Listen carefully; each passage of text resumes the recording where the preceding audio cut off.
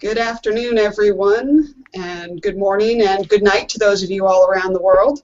It is Saturday, July 5th, and we are here to help you unleash your inner blog warrior. I'm here with my compatriots Wade Harmon and Robert Ryan. We're the Blogging Warfare team, and we are here to answer your questions and talk today about content marketing and how to write like a pro. Wade, why don't you kick us off and introduce yourself?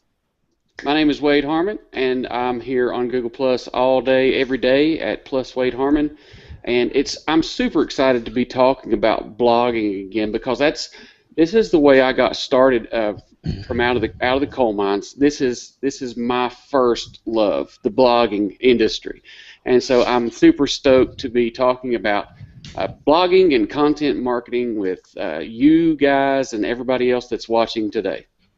All right. Rob, how about you? Hello, our global audience. Hope you're keeping well. This is Robert Ryan from robertryan.ie. I'm a WordPress developer, online marketing consultant, and SEO type of nerd. And I'm happy to be here once again to hopefully give you some insights and tips, tricks, and advice on how you can improve your blogging. And as Carolyn said, this is going to be structured around content marketing, and hopefully we will give you something to think about and mull over, and hopefully help your online presence. And I'm Carolyn Capern with CT Social, and I'm the rotating host for today. So one of the other guys will be taking over next time. So let's kick it off. Content marketing is really an interesting concept in that it's looped in with blogging a lot, but it's not the same thing at all. It's or rather, it's a cousin of blogging, I would say, but it is not exactly the same thing. So let's start there. Let's start with talking about the similarities and differences between content marketing and blogging. Wade, why don't you take this one first? What would you say are the differences? Well, before I start, let me give a shout out to Coach Moore that's watching. Hey, Coach Moore, and Lenny Spooner is watching, and Jake, Luke, and I see Alexandra just popped in, and Todd Smith. So thank you guys for coming up. To me, content marketing is a way to communicate with your customers. It's the form of communication that you can curate content, you can create content, but it's all communication. And now I understand whenever I first started blogging, I didn't want to share anyone else's post because I felt like those people were my competition. But it's when you have the thought processes of how can I help my followers or how can I help my customers. When you start thinking that way, then you start to understand that I can go to robertryan.ie and find some awesome posts on WordPress development and different things of that nature that my customers can use.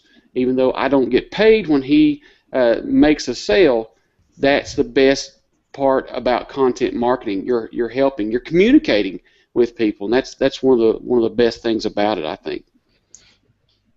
Robert, what do you think? Well, Carolyn, I hope you don't hate me for this, but we were talking the other day in advance of this show, and Carolyn dropped an absolute pearl of a sentence or a phrase. So I'm going to, I suppose, say it now, and before she gets to it. But it's blog like a marketer and market like a blogger. And if you think about that, ruminate on it, and let the penny drop, I think that almost encapsulates perfectly what content marketing is. Content marketing is you want to somehow or other, unbeknownst to some people perhaps, but you want to enlist them so they will become brand advocates and zealots and spread your stuff on. So they will spread your content on so that your content will then help market your business. And so let's go back to this little phrase, which is blog like a marketer and market like a blogger. So when you're blogging like a marketer, you have to be, I suppose marketers are kind of, you're always going for this subtle sell so that your content has a focus or a goal or something that it'll ultimately achieve for you, but you want people to share it, and so that's where the market like a blogger comes in, because people aren't big fans of sharing what is clearly an overt advertisement or an overt come buy my stuff or an overt pitch. So by marrying the two of those together, I think to me that's the nicest definition of content marketing. Sorry. I like that. I like that very much, and I don't at all mind you borrowing the phrase. It was it was one of those spur of the moment conversational pieces. And I actually now am very pleased to introduce our surprise guest for the day. Man with the beard himself, Jeff C. is with us. Hi. Welcome, Jeff. Fabulous blogger. Welcome, Jeff. Hey, well, thank you. Thank you so much for the invite. I'm sorry, 4th of July stuff, it's been crazy. I'm sorry I popped in late. So. Oh, no problem. I understand. Well, the question of the moment is, what is the difference in your mind between content marketing and blogging? So, what are your thoughts on that? Well, I just pretty much came for you guys to listen, because you guys, I would say that you're very much more experienced bloggers and do it right. Blogging for me is the hardest thing to do. I would rather do a video any day. Wade can spit out articles, and Robert, and even you, Carolyn, a lot faster than I can. So when I hear blogging versus content marketing to me can be any piece of content. I don't know if you've talked about this before, but video, even Instagram photos, stuff like that. That to me is content marketing. Blogging is specifically, I am writing words on a page to get somebody at the end of the day to do something, even if it's building a relationship like Wade does, or something else. But blogging to me is writing, and I don't know if that's wrong or not, but that's my answer. No, well, I'm not sure we can. I can totally see that. I mean, it is writing. It's but on a more personal scale, just like Rob said when he borrowed Carolyn's phrase, blog like a marketer and market like a blogger. Whenever you write your blog post, you have to have a clear idea of what you want the reader to do in that post. Now, I'll admit there's some posts that I do where it's just purely informational, that I don't really have an end goal in mind. I'll just tell people something about relationships. Like there's a blog post on my site right now called three relationship tips that you can do right now on Google+. And it just goes through and just tells people what to do to build relationships. Those posts didn't have a clear call to action in them, and there's a lot of those on my site. It's just purely informational. Now, is that wrong to do? I don't feel like it is if I'm trying to just send the information to them. But is that still content marketing? Well, I would jump in there real quickly and say, yes, it is. And my take on it is, for things which are solely structured around giving people information, what you're doing there is setting yourself up as the de facto or one of the experts in that area. And so if you're putting out information which people believe, trust, and find useful, then that piece of content is marketing you as an expert. So I would say it does have an end result. I mean, it may not be that day, but further down the road, if you keep doing consistently good information, good content, the people are going to start seeing that consistency and are like, well, I can trust this person. Exactly. Well, I would say there's all kinds of goals in content marketing, and there's soft goals and there's hard goals. Your hard goals are your straight ROI things. I want someone to fill out this form. I want someone to click this affiliate link. I want you have specific action items in mind. Soft goals can be a little bit different with content marketing. They can simply be to draw people in, to inspire dialogue, to inspire sharing. Sharing is actually both kind of a hard and soft goal, because every time you put a post out, you would probably have in mind to get it shared or passed around to whatever extent you can, to the greatest extent possible. But it's not necessarily something that will make you money in and of itself. Yeah, and then too, marketing in general is impossible without content.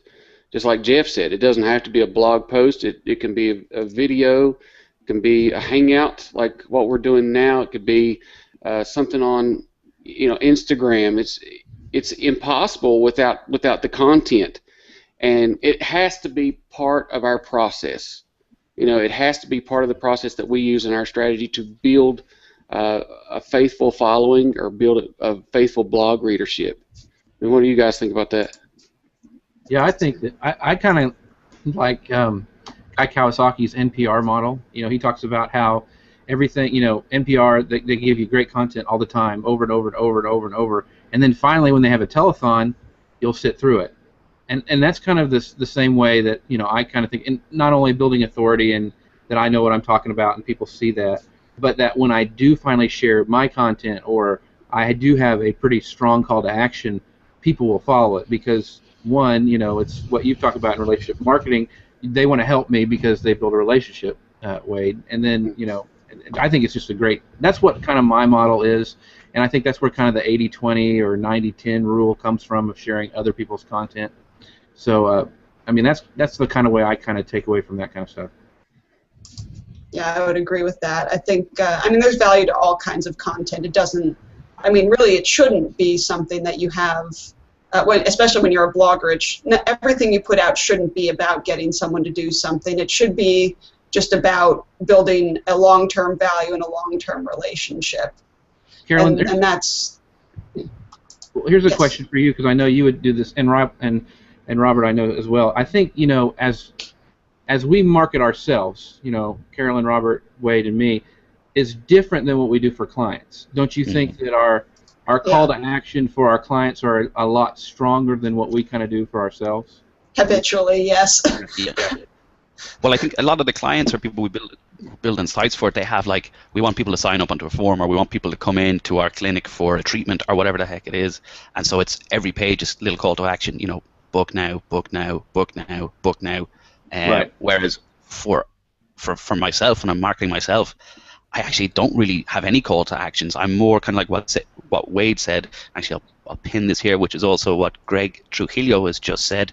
I've probably butchered his name again, and if so, apologies. But that is, by giving out information, we're building authority, respect, and kind of putting some good karma in the bank for the time that when someone isn't able to figure something out themselves, or they do want to get some help, they're going to go, well, Rob's the guy who's always been cranking out the stuff that I don't mind reading and I find useful, so maybe now that I'm going to spend a few shillings, I might as well just throw the few shillings his way. And I think the longer you put content out, and as Greg has said here, if the posts are really info-led, they'll be shared around widely, they'll become respected, and they will eventually become your kind of funnel that will get you some leads and some business. Yeah. My take on it? Yeah, I definitely agree with that point, and it's funny what you say about that, Jeff, because the whole marketing yourself thing, it really is, even when you're in marketing, kind of a shoemaker's kids phenomenon. Greg's in my website. We're in the process of coding it right now, coding a new site, and it's long in the making, been about 2 years in the making, in fact, since we've first conceptualized this, so it's almost uncomfortable. Right. The advice that you give to your clients that you're not following yourself, and it's everybody only has so many hours in the day. So I mean, the way I try to use that experience myself is to give my clients a greater amount of empathy when they don't do what I tell them to do, which is most of the time. Let's be honest. So. Let's actually talk a little bit more, though, about the marketer's mindset, specifically, of course, the content marketer's mindset, because we've already hit on a number of things here. One of the key aspects is that the marketer's mindset is goal-driven when you're actually taking on that responsibility. So what have been your experiences with trying to accomplish goals with your blog posts or incorporating other content into your goals, video included? Jeff, let's start with you. Oh, great, thanks. Because I was just going to say, whatever she said, after somebody else. Well, I think for me, it's the question was how I can see what content marketing accomplishing goals. Oh, well, for me, it's been basically just getting, I started only about a little over a year ago, and my thing was video. I mean, video for me is what shot me to the top the fastest. I mean, and I saw that I did some just test videos. They did really well, and so I said, hey, I'm going to do more of those. And then that's why I went into, the Manly Pinterest Tip Show, and that took off. And so, but I changed my thing. When's the Manly Beard Show coming?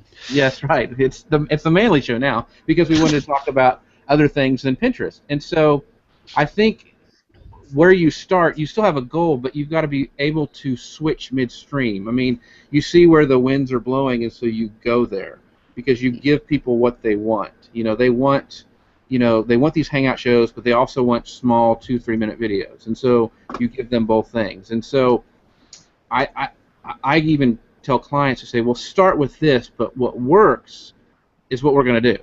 We're not going to just keep pounding it. If something's not working, hey, we got to try something else. And so I think it's the same way with content.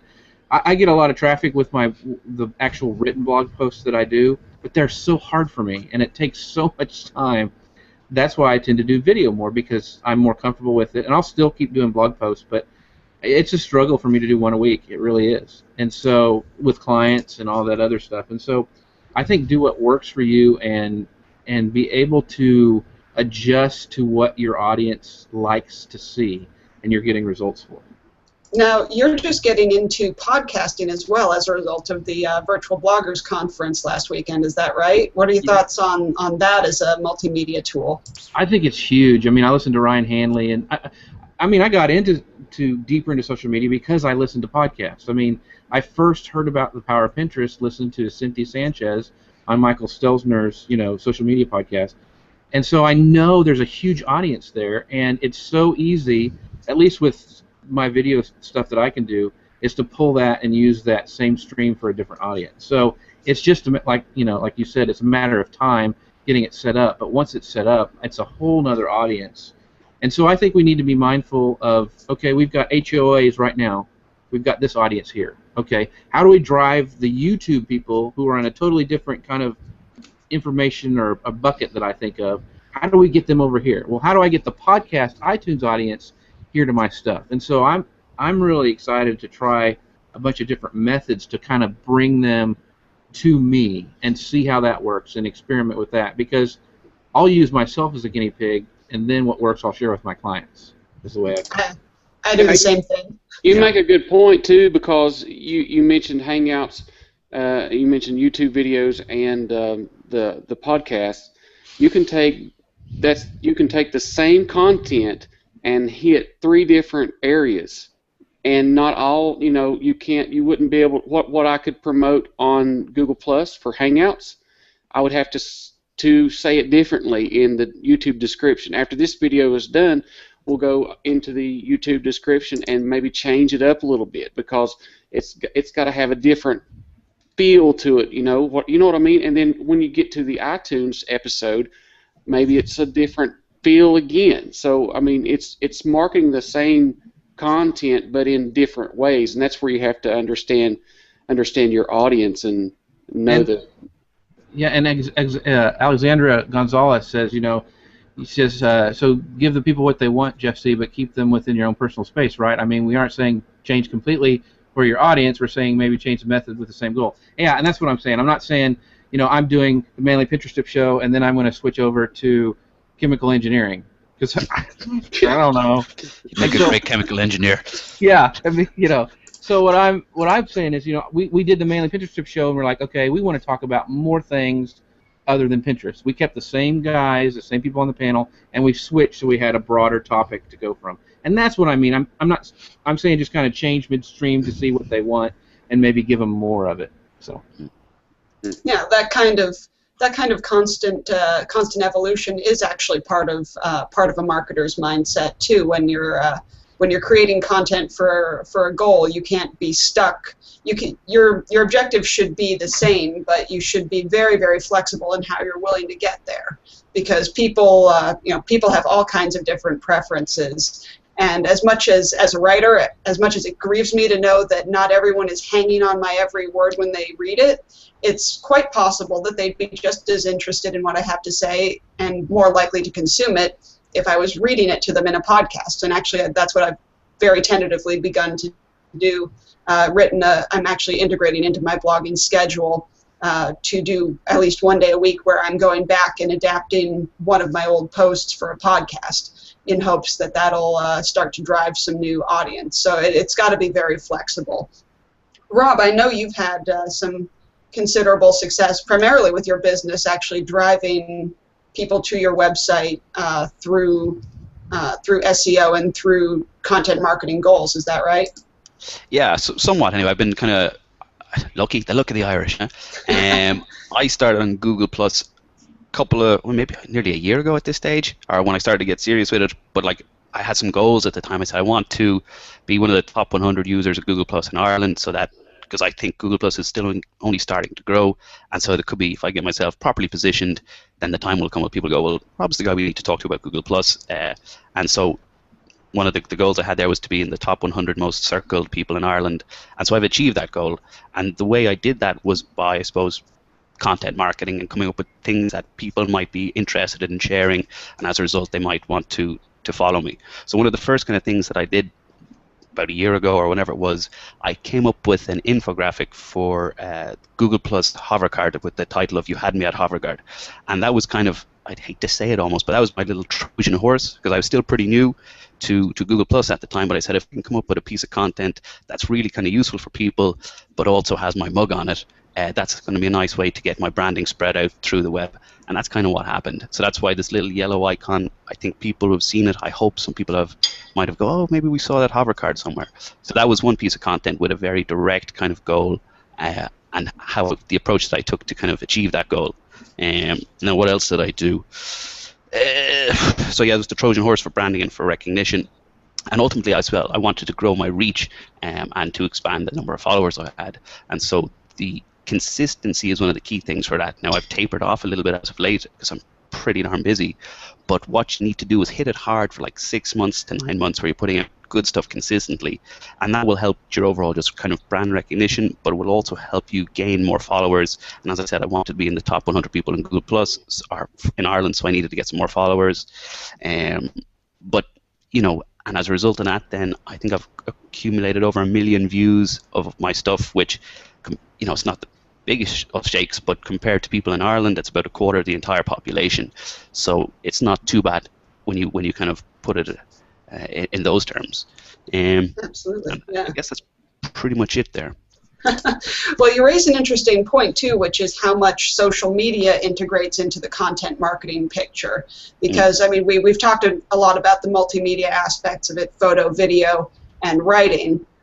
But social is a key piece that brings all of them together and helps you blast your message out far further than you can do just on your own website. And it's what makes it, I think, it's what makes content marketing so cohesive, I think, and even ties it all together. You can have a blog, you can be a blogger and just be creating things in your own little world. Like, that's pretty much what I used to do when I was first blogging. Social media wasn't super big yet. I wasn't really on any platforms except maybe MySpace. But I was blogging away over on Blogspot, typing my random thoughts to myself for the most part. And I don't even know that my parents read it, which is so sad. But, you know, I was writing for me. I was writing to practice, so it was all right. But you know, when I started blogging for a profession and going a little bit deeper and having those goals in mind, social media was already a non-negotiable, and so it just made everything go much bigger than I ever thought it could. Wade, what are your thoughts on integrating social into blogging? I'm with you on that. You know, when you start talking about content marketing and with your blog, of course, you know, everybody knows that you need to share it out to social, but when you write your blog post, if I was the perfect blogger, here's what I would do. If I had time, I would write the perfect blog post, and then before I hit publish, I would create a YouTube video describing about the same things that's in the blog post, and maybe going a little bit deeper with the YouTube video. I would go into PowerPoint and create a slide share presentation of this post, and I would put it on the post. That way I can hit YouTube, I can hit SlideShare, I can hit HaikuDex, all of social media platform. If I was, you know, the perfect blogger, I could do all that. That just goes to show you how much social media has helped us as far as marketing our content. Even I could go back, and this is a show to help you market your content better. Go back to some older blog posts and create a slide deck out of them. Grab some images, make a PowerPoint, upload it to SlideShare. That's another way to market your content to social. Repurpose your content into a different format. If one area of say you publish it to Twitter and Google Plus and Facebook, and you didn't really get a lot of hits out of it. Well, just repurpose that stuff again and throw it out in a different aspect. Maybe this blog post that you're writing will be more productive if it was visual. See what I'm saying? And so that's definitely something you could try to work on. Yeah, I do that on Wade on Pinterest. Is I'll take an old blog article and recreate a Pinterest image, and it gives a whole nother new legs to your actual old post, and it does really well. And just on kind of what Carolyn was saying there, read the social media. Kind of my take on it is like no blog is an island, and you might have the best content on your blog, but if you don't have, if you don't syndicate it out there, distribute it somewhat so that people can actually come and find your blog, then what good is it if no one knows about it? It's kind of like the best guitar player in the world who's just too shy to get out of his bedroom and show the world what he can do. So if you are putting out some good stuff, make sure that you kind of have the follow through, which is, as Wade said, distributing it to all the different places that you can, and then utilizing social media, Facebook, Twitter, Google+, LinkedIn, Pinterest, Instagram, etc., to the max, so that you can get some eyeballs onto your site. And then the hope is the content itself will be decent, so people will share it on, and you get the kind of ripple effect. But you have to put yourself out there initially, and then good things should come back. Agreed. Well, let me interject just for a second. Then too, I mean, we can all sit here and say the generic things for content marketing and how we need to curate other people's content, and that's all well and good, because that works. But when it all boils down to it, you've got to have a presence on social media. You've got to be top of mind with people and commenting and resharing other people's stuff and engaging on other people's posts. I believe that is the secret sauce that binds this whole thing together. You've got to understand how to engage with people that are in your target market. That way, when you do bring out that new piece of content, they say, oh, I remember that person. They knew what they were talking about on this topic. I'm going to go check out and see what that is. And it's consistent combined with engagement that will really boost your content marketing. And I think, Wade, on that, it's important to build into your process the sharing and engagement. Like, the first thing I do when I get up in the morning is I share other people's content, and I have, one of my big tools I use is Triber, and that's my first stop. And I have a timer that I do, and I spend 20 minutes sharing other people's stuff, and then I have built into my process, I do a pin of the day every business day on Google+, where I find a Pinterest pin or something to do with my audience will like, and I pin that. The reason I do that is it forces me every day to at least share one person's piece of content. That's not my. Sometimes I'll put mine in there, but most of the time it's only somebody else's, and that forces me to do that. And I think especially new bloggers or new people getting into social media need to work that and be very mindful of working that into their process and make it almost just a habit. Every day I'm going to share and engage with people on social. Yeah. Exactly. And not only is it good relationship practice, it's good for inspiration too. Because when you're reading other people's posts, you never know what's going to spark something in your own mind. I think one of the beautiful things about our, especially about our community here on Google+, but on other social networks as well, is that people kind of see each other's blog posts, read them, absorb them, contemplate, mull it over, and then go back and write their own that responds to it or expands it or continues on the conversation in some way.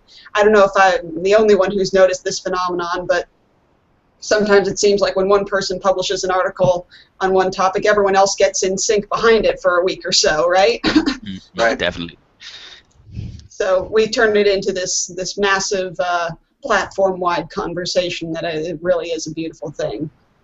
Well, fellas, I suppose it's 1:30 Eastern here, so let's do closing thoughts. And Wade, I'll let you kick it off.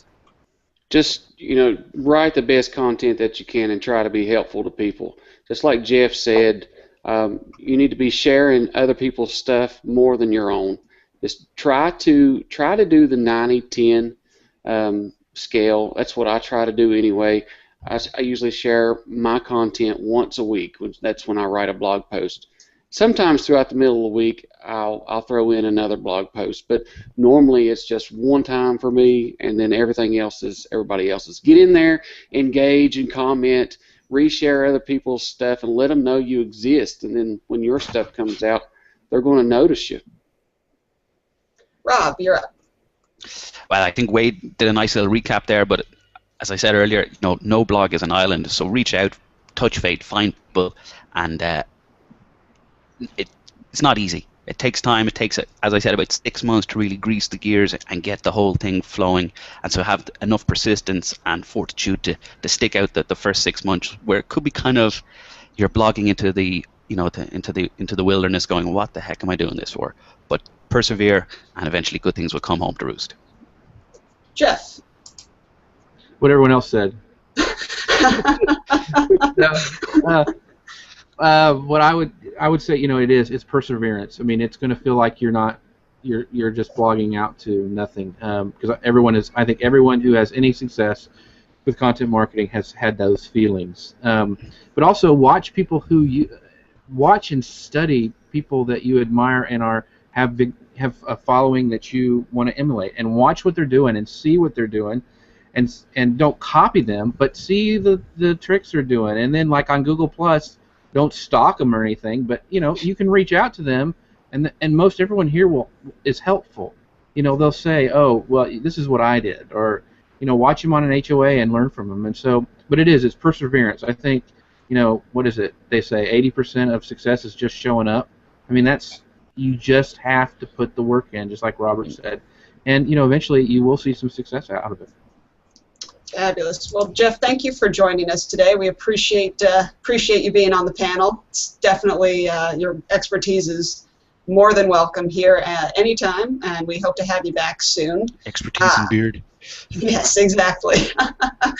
I personally would only chime in that when you're thinking like a marketer, remember to also think like a blogger. Bloggers are natural storytellers. Bloggers are naturally relational. At least most of the ones I've known, most of the ones I've read. They value important things, and you know your own voice. You develop your own voice, and it goes along the way. So, weave your goals naturally into that, and like they said, with perseverance, it'll all start to come to fruition. Now, before we sign off, let me first announce that we are very excited to say that Mike Alton will be joining us on the show on July 19th. We are going to be picking his brain, asking him about his story with the social media hat, and seeing what tips he has for us. So we'll be setting up the event and looking for people to start submitting their questions there. Should be a fantastic show. And be sure to jump on to our YouTube channel and subscribe, so that anything else that we put out in the meantime will be popping into your streams. We've also got a community going for Blogging Warfare and our Google Plus page, all of which will be curating blogging content. So we hope to see you there. From everybody on the Blogging Warfare team, we're very happy to have spent this part of Saturday with you. And we will see you again on July 19th. See you. Take care, all. Always a pleasure.